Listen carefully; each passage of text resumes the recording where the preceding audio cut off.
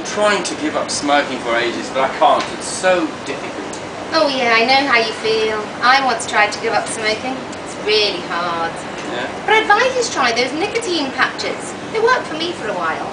Yeah, it's a good idea. And someone told me about special chewing gum. What do you think about that? Good idea. Also, instead of smoking, why don't you have a cup of tea every time you feel like a cigarette? I find that quite useful. Me? I'm afraid that would not be possible. You see, I have an intolerance to caffeine. So it means that if I drink too much of it, I go a bit crazy. I can't sit down, I start dancing and jumping around. Oh, I see. Well, how about a herbal tea or a juice or something? Yeah, I suppose. Oh, look, here's Brian. Brian, you gave up smoking last year, didn't you? John's trying to give up now. What's your view on this? Well, I strongly recommend going to a shrink. I tried everything. Gum, patches. This was the only solution I could find there. Yeah, he could do. How do you feel about that, John?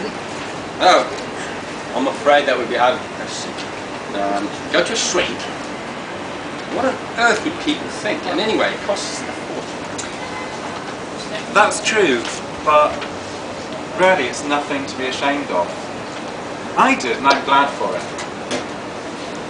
And maybe it is expensive, but just think how much you'd spend on cigarettes otherwise.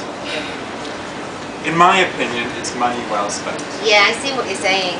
You would save a lot of money in the long run, John. And Brian's right. It's nothing to be ashamed of.